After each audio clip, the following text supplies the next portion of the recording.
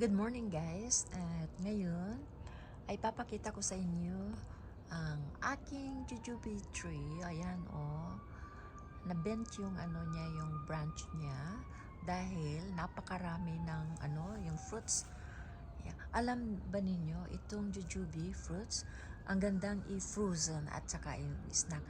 Maganda yung niya, yung texture ng meat niya. Kaya ang gagawin namin ngayon, pag nahinog na brown na yung niya, yung skin niya, ilalagay namin sa freezer. Yeah. Kaya yan, my friend, ganyan tsura niya. Yeah. At saka kahapon, kaya medyo wet yung umulan siya, nag-hills yung yung maliliit na ice, pero bobo siya. Kaya pala ang heavy ng ng patak ng ulan. Yung pala nung tingnan ko sa labas ay ang daming yung nagre-rain ng hills. Kaya ganun. Kaya gumanda na naman yung yung aura ng ground. Tsaka happy yung mga halaman dahil at the same time na nalinisan sila, nahugasan sila, ibig sabihin, yeah. At nagkaroon ng yung nag-bloom. Yeah. Kaya itong dragon fruit ko, ayan, sabi ko na nga ba may uusbong na baby. Ayan yung dragon fruit. Yeah, ganyan yun. Kasi yung yung humidity kahapon, napakainit. Bakit biglang nagkaroon ng ice? It's weird yung yung climate yesterday.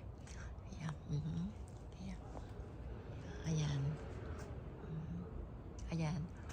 Pero ayan yung isa. Ayan. Tingnan natin. Halika kayo, tingnan natin yung yung nasa gilid yung dragon fruit. Ayan. Tingnan natin, my friend. Alam kong paulit-ulit kong sinusyo ito sa inyo. Ito yung persimmon na sinasabayang kinakain ng mga rats. Ayan. Ayan. 2 years ago, napakadami nito. Ayan yung ayan. Nag-i-enjoy ako dito. Napakaganda ng dragon fruit. Malapit ng mapitas. Matindi na yung red niya.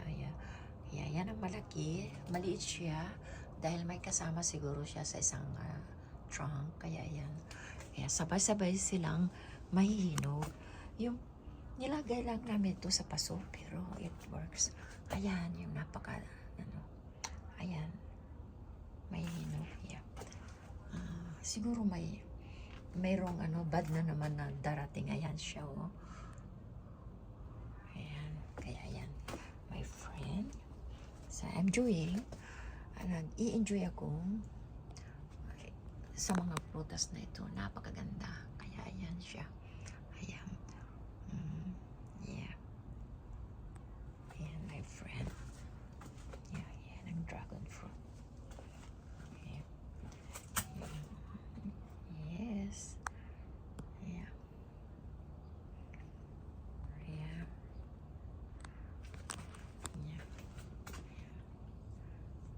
So, thank you for watching, my friend, and have a wonderful day. Please subscribe, likes, and comments to my channel. Thank you. Bye-bye.